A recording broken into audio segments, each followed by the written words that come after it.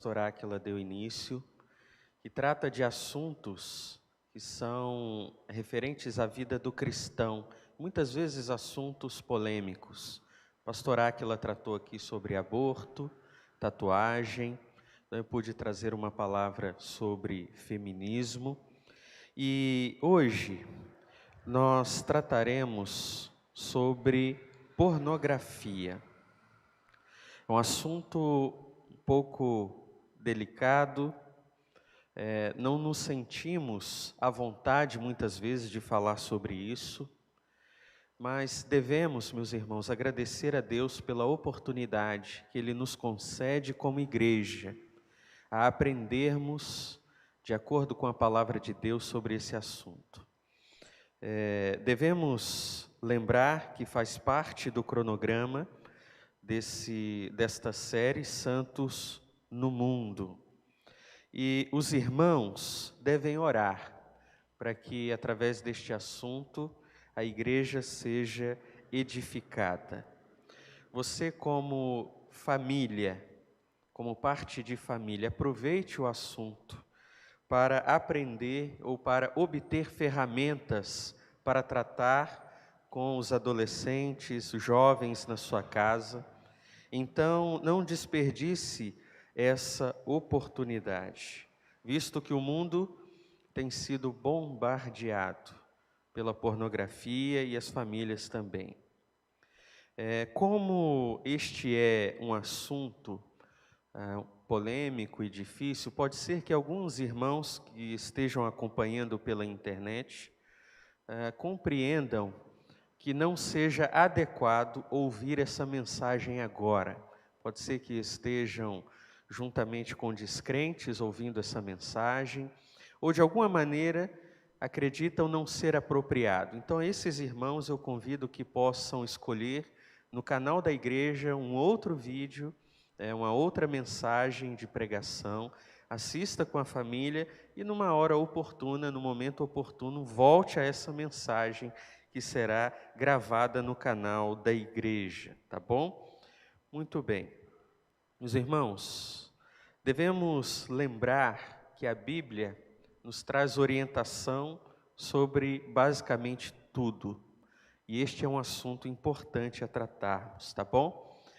E para que possamos falar um pouco sobre este assunto, convido você a abrir a sua Bíblia na carta de Paulo aos Colossenses, capítulo 2. Colossenses, capítulo 2. Nós vamos ler dos versos 20 até o capítulo 3, verso 5. Colossenses 2, capítulo 20 até capítulo 3, verso 5.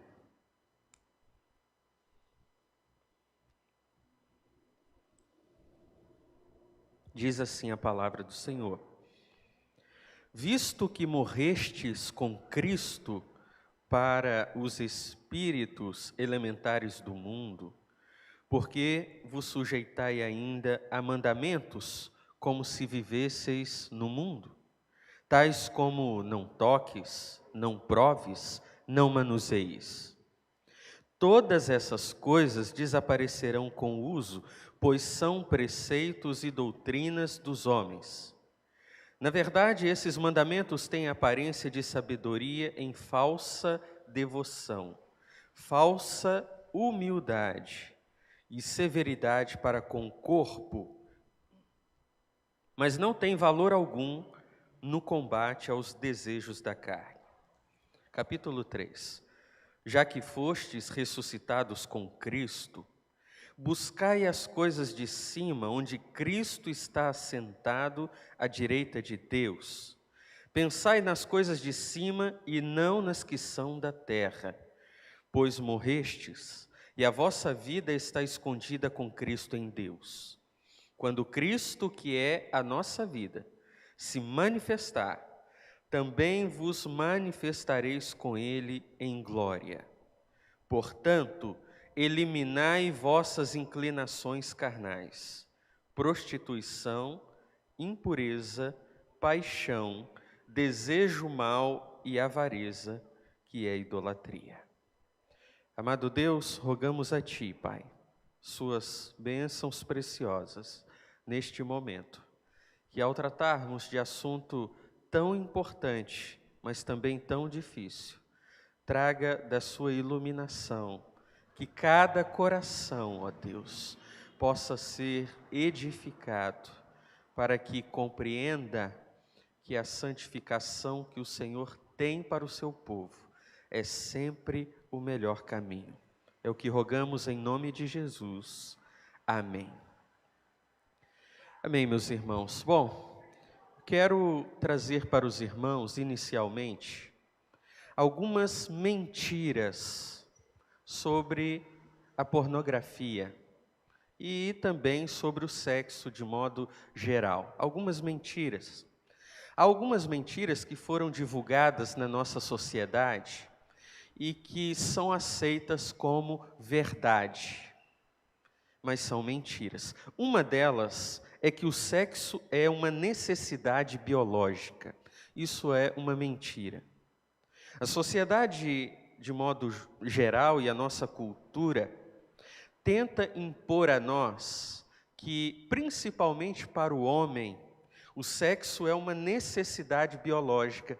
Ele não pode viver sem a realização sexual. É como se para ele fosse uma necessidade, como comer, como beber água, entre outras coisas. No entanto, essa lógica, ela cai. Por quê? Porque quando olhamos para a Bíblia nos mostra, meus irmãos, que precisamos de várias coisas. E nas listas que a Bíblia traz, por exemplo, sobre as necessidades de alimento, de vestimenta, entre outras coisas, nunca o sexo faz parte dessas listas. Se nós olharmos para o próprio Senhor Jesus, o Senhor Jesus veio ao mundo como Filho de Deus, homem, e o Senhor Jesus não teve relações sexuais, mostrando que não é, na verdade, uma necessidade biológica. Devemos compreender que Deus concedeu a sexualidade e o sexo como uma bênção que deve ser desfrutado no casamento. Mas e os solteiros? E aqueles que não se casam? Então, se o sexo é uma necessidade, os solteiros jamais poderiam ser ou ter uma vida realizada. E isso não é verdade. Solteiros podem ter uma vida de realização, uma vida plena, sem necessariamente ter relações sexuais. Quando olhamos para o sexo como uma necessidade, ao invés de algo belo, de uma bênção que Deus concedeu para o casamento, fica fácil culpar a Deus quando pecamos. É fácil dizer para o Senhor impôs algo de que eu não sou capaz de resistir. Então a responsabilidade para o pecado é dirigida ao próprio Deus.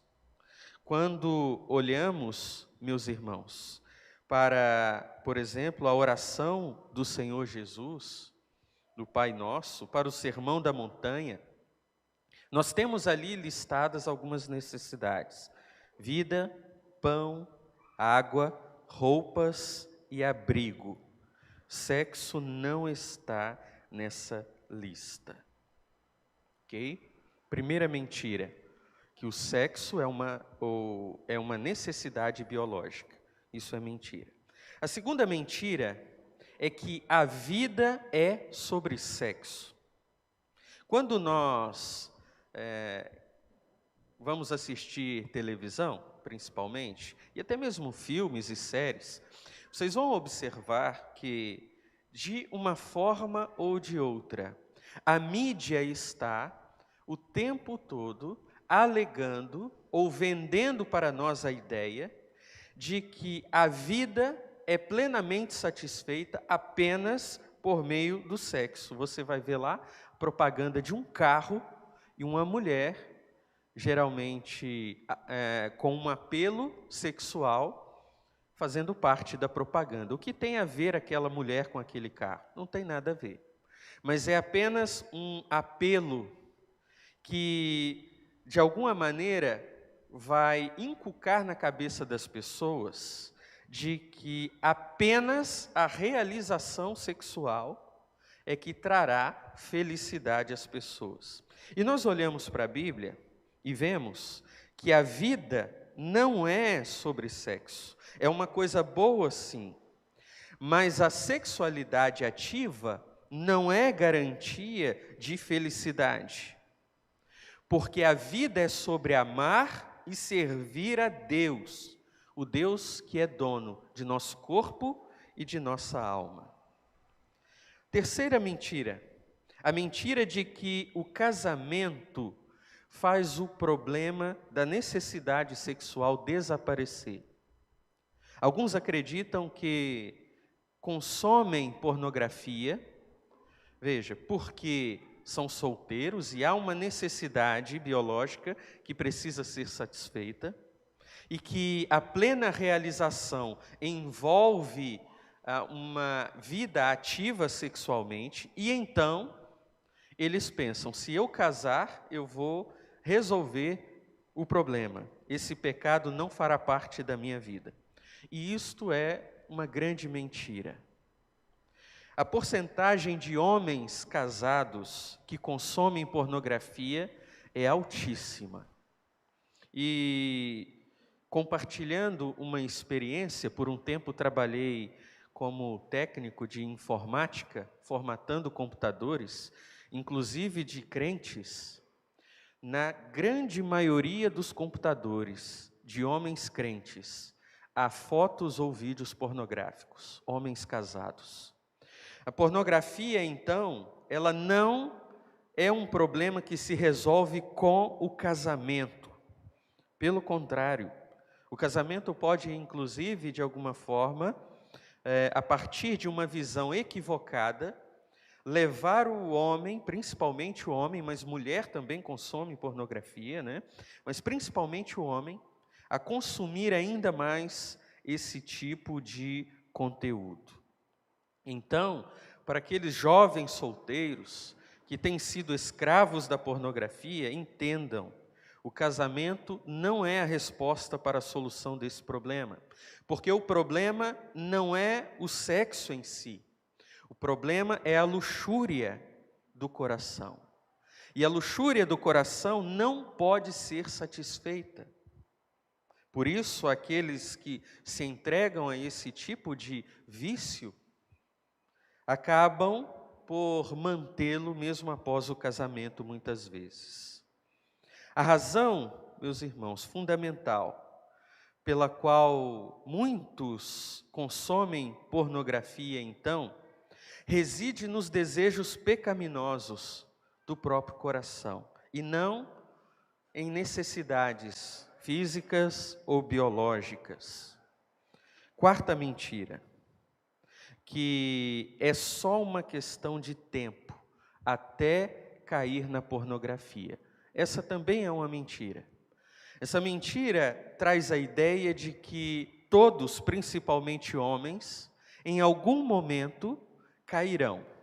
Em algum momento consumirão pornografia. Isso pode ter acontecido, meus queridos, com a maioria dos homens, mas não é uma verdade.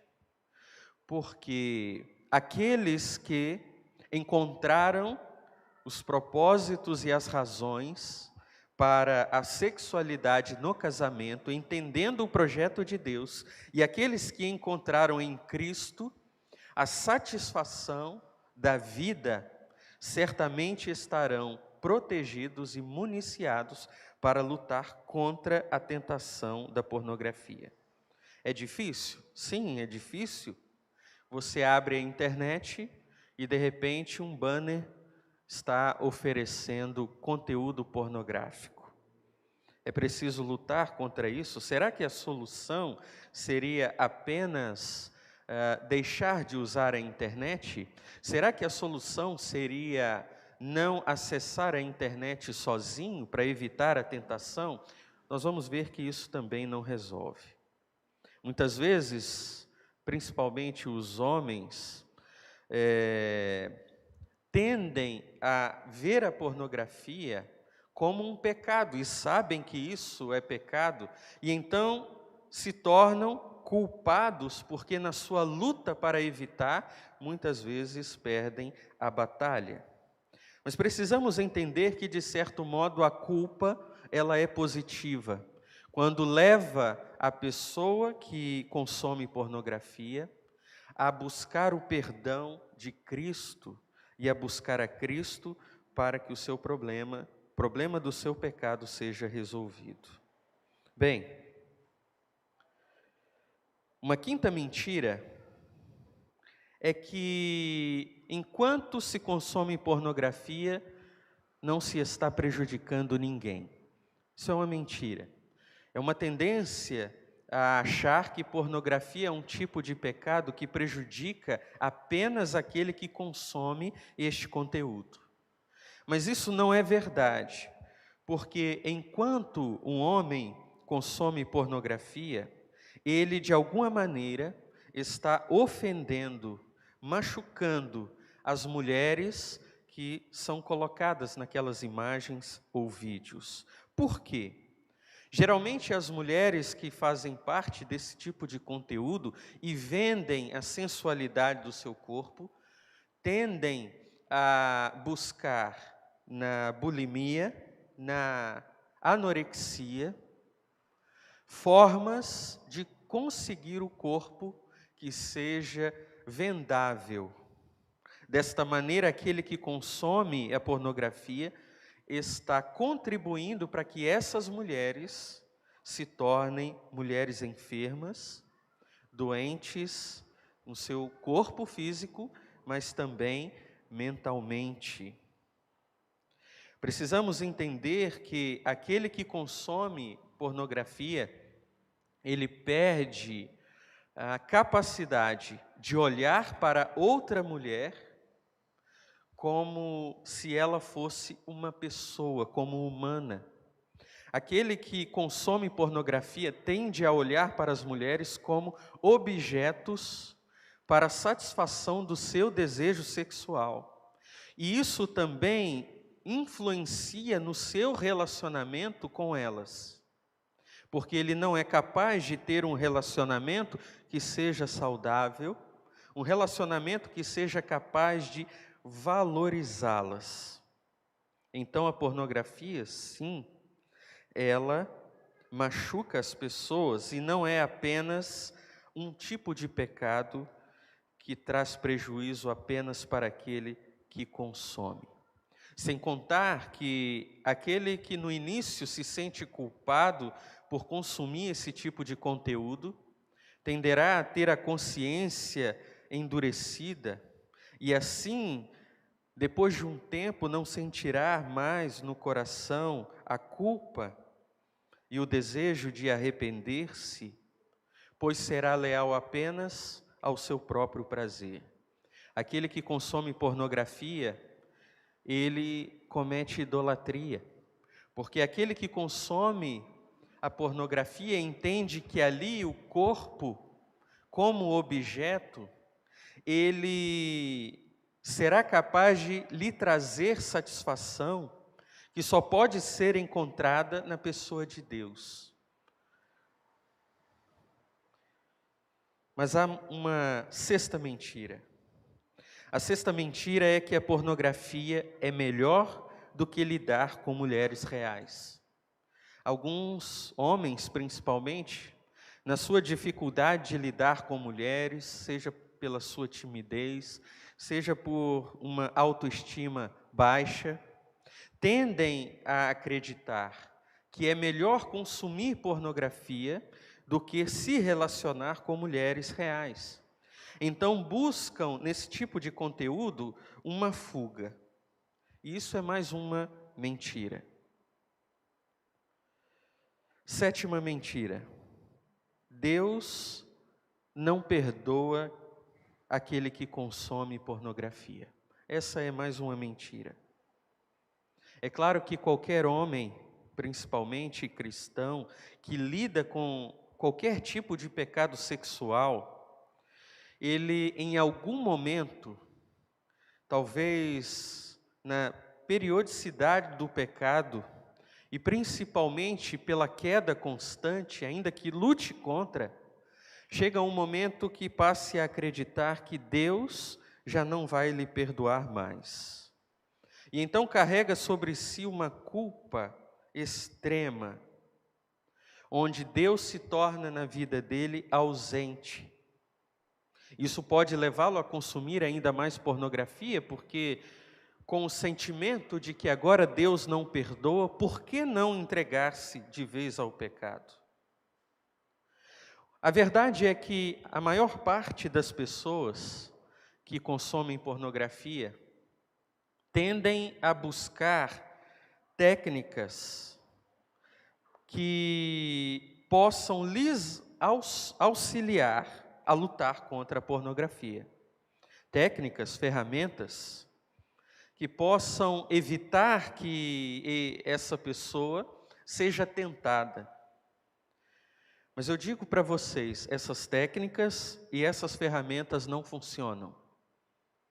O homem pode colocar filtros na internet, seja no seu celular, seja no seu computador, mas esses filtros são falíveis e no momento de tentação ele pode, inclusive, aprender a burlar os filtros que ele mesmo implementou.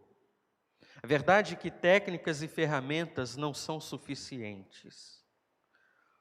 E essas mentiras, queridos, de que muitos são levados a acreditar sobre a pornografia, são mentiras que demonstram o que há no coração, revelam o coração. Muitas vezes revela um coração que tem buscado a satisfação e o prazer acima da presença de Deus. E eu gostaria que você pensasse na resposta a algumas perguntas que vou fazer.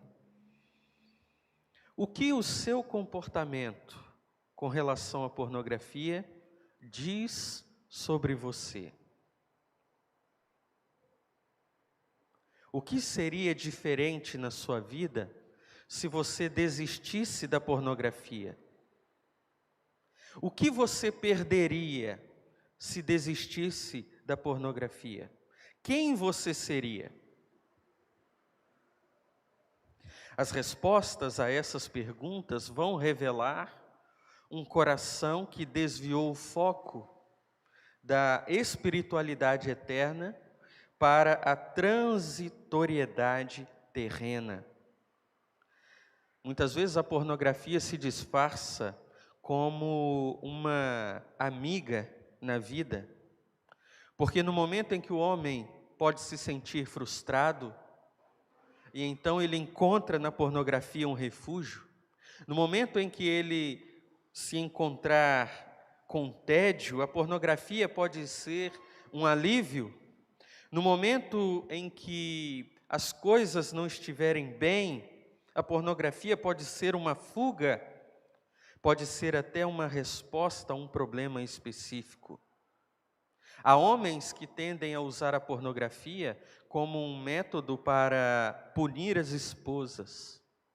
A esposa fez algo que não o agradou, então ele vai lá e consome pornografia. Mesmo que ela não saiba, ele está dando o troco em segredo.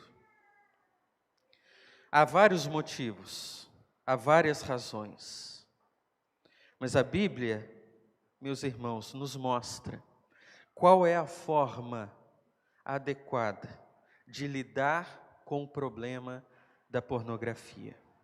Nós lemos Colossenses capítulo 2, versos 20 até o 3, verso 5. Volte-se para o texto. Vamos ler os versos 20 a 23. Veja o que Paulo está dizendo aqui. Visto que morrestes com Cristo para os espíritos elementares do mundo? Por que vos sujeitais ainda a mandamentos como se vivesseis no mundo, tais como não toques, não proves, não manuseis? Todas essas coisas desaparecerão com o uso, pois são preceitos e doutrinas dos homens.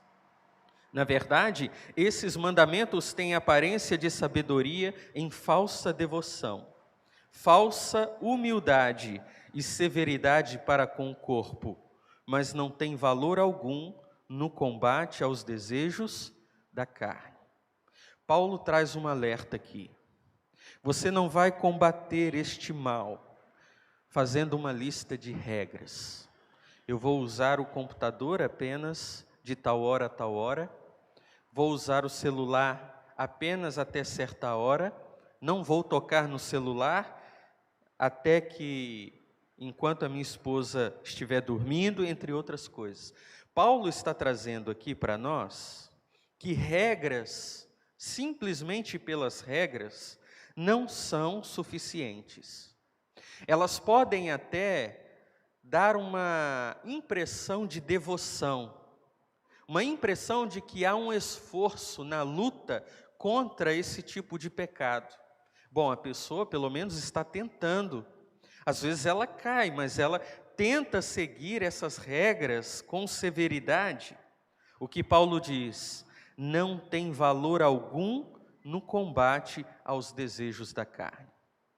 Porque, como disse no início, o problema não está no ato em si, mas na luxúria que habita o coração. E uma lista de regras tende a corrigir apenas as atitudes externas, sem lidar com um coração que está contaminado pelo pecado da luxúria. É por isso que Paulo segue no capítulo 3, e ele diz: já que fostes ressuscitados com Cristo, buscai as coisas de cima, onde Cristo está sentado à direita de Deus. Pensai nas coisas de cima e não nas que são da terra, pois morrestes e a vossa vida está escondida com Cristo em Deus. Quando Cristo, que é a nossa vida, se manifestar, também vos manifestareis com Ele em glória. Portanto, eliminai vossas inclinações carnais.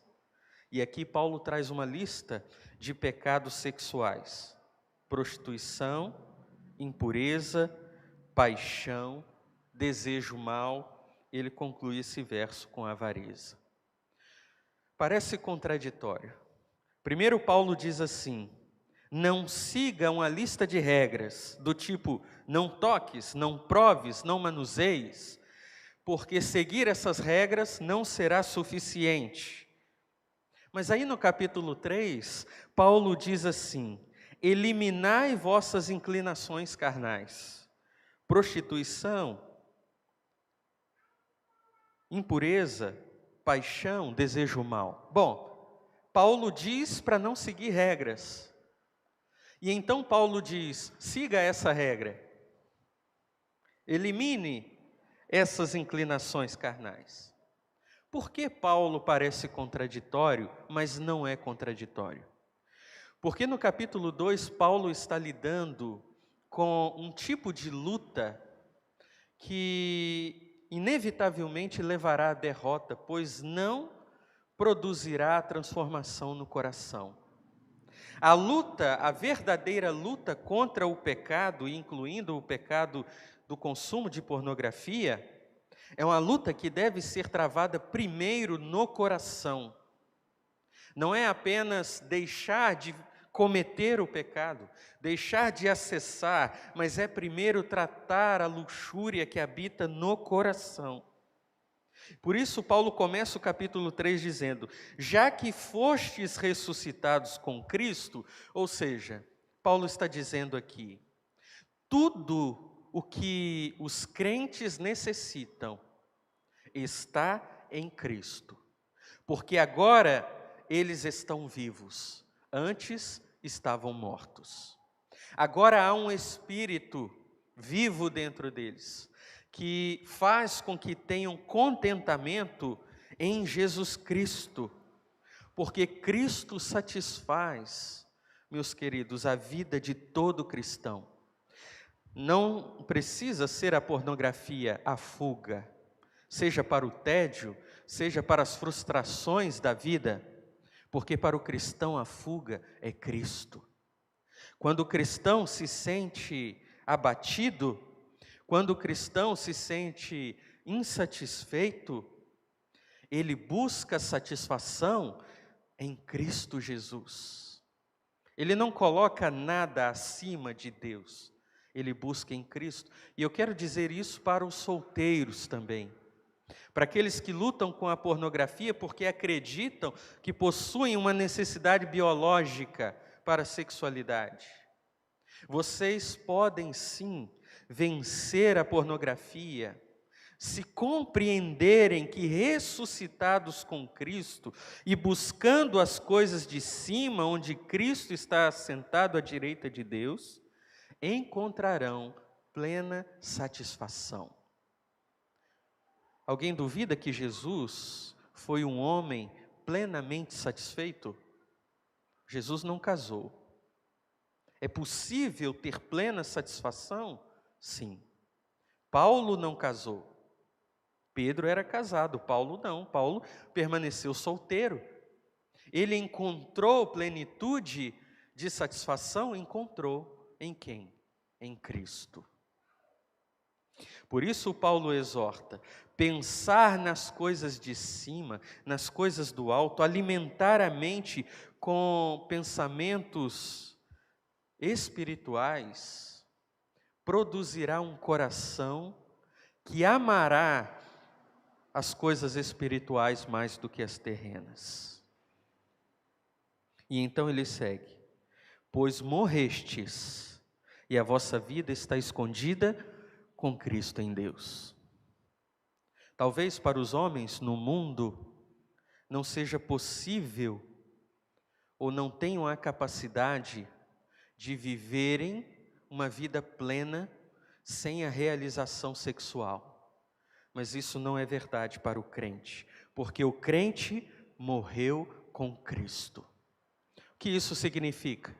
Significa que todos os prazeres mundanos, principalmente os sexuais, e veja que Paulo está falando sobre luta, sobre regras, depois fala sobre as inclinações, e ele está tratando aqui dos desejos da carne. Paulo está falando de sexualidade aqui. Mas ele está dizendo que quando Cristo, que é a nossa vida, se manifestar, também nos manifestaremos com Ele em glória. O que Paulo diz? Paulo diz: não busque os pecados que foram mortificados na sua carne, porque você tem uma promessa, e a promessa é de que a plenitude virá quando Cristo se manifestar. Então, como resolver o problema da pornografia? Não é simplesmente seguindo um livro de regras, mas é buscando no Senhor a purificação do coração, redirecionando a visão para que a satisfação esteja em Cristo e não neste mundo. Por isso então Paulo conclui, ele diz: vocês foram ressuscitados em Cristo e agora têm satisfação em Cristo. Vocês morreram para o mundo e agora esperam a plenitude que virá quando Cristo voltar. Portanto, agora, com o coração cheio de Cristo, eliminai vossas inclinações carnais. Então Paulo aqui não dá mais uma regra, não é simplesmente você precisa se martirizar, pegue um chicote toda vez que sentir o desejo de consumir pornografia e dê com um chicote nas suas costas e o desejo vai passar. Há religiões que ensinam isso, em que as pessoas, para mortificar o pecado, precisam causar dor a elas mesmas. Mas não é isso que a Bíblia nos ensina. A Bíblia nos ensina que, com o coração voltado para Cristo, tendo satisfação em Cristo, temos então condições de eliminar as inclinações carnais, a impureza, a prostituição, a paixão e o desejo mau. Queridos, pornografia é um problema maior do que imaginamos. E não vamos superar este tipo de pecado, falando aos homens principalmente, nos mantendo distantes de Cristo, nos esforçando mais. Os homens apenas vencerão esse tipo de pecado no momento em que olharem para Cristo. O que significa então isso para aquele que consome? Significa que Jesus, Ele realmente é tudo o que o pecador precisa. Paulo, ele diz que o pecado não pode ser evitado por regras, a não ser que a luta ocorra com Cristo. Pois só um verdadeiro amor por Cristo é realmente uma arma adequada para vencer o pecado da pornografia. Teria, meus irmãos, muito mais a dizer, mas penso que estes princípios, no momento, são suficientes. Em primeiro lugar, entenda, se você luta com a pornografia, há perdão em Cristo. Tenha cuidado com regras que vão apenas tentar lustrar uma madeira que por dentro está cheia de cupim. Busque em Cristo, redirecione a satisfação. No momento em que a pornografia parecer uma fuga, busque Cristo e Ele será suficiente. E aqueles solteiros, aprendam com Paulo, aprendam com Cristo. É possível ter uma vida plena, solteiro, sem um relacionamento sexual, porque aquilo que precisamos é Cristo e nada mais. Que Deus possa, meus irmãos, abençoá-los com essas palavras e que sejam palavras de incentivo, mas também palavras de orientação, principalmente para os que lutam. E aqueles que, pela graça de Deus, não têm esse problema, mas têm adolescentes em casa. Mais do que dar regras para eles, vocês precisam ensiná-los a buscar satisfação em Cristo. Somente isso produzirá fruto verdadeiro de arrependimento e de transformação. Amém? Fiquem de pé, vamos orar ao Senhor.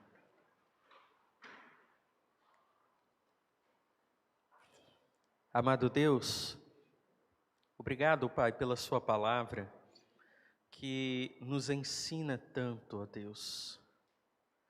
Muitas vezes olhamos para nós e vemos a miséria ou os miseráveis que somos. Quantos, ó Deus, têm lutado contra a pornografia e têm saído derrotados?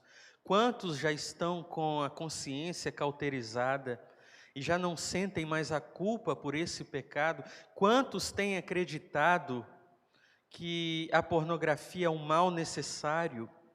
Ó Deus, que o Senhor possa purificar a mente e o coração de cada um destes, que possam ver que em Cristo é possível ter plena satisfação, mesmo sem as realizações impostas pela nossa cultura e a nossa sociedade. Viver uma vida sem uma sexualidade ativa não é algo ruim, não é algo que torna-nos menos completos de maneira nenhuma. Por isso, Pai, abençoe, dê forças aos que lutam contra este pecado. Abençoe os pais para que possam, ó Deus, orientar seus filhos quanto a estes pecados. Seja com os solteiros, os livrando das tentações e fortalecendo. É o que pedimos, Pai, em nome de Jesus. Amém, Senhor. Amém, meus irmãos. Deus abençoe a todos. À noite, se Deus permitir, estaremos juntos mais uma vez. Um abraço.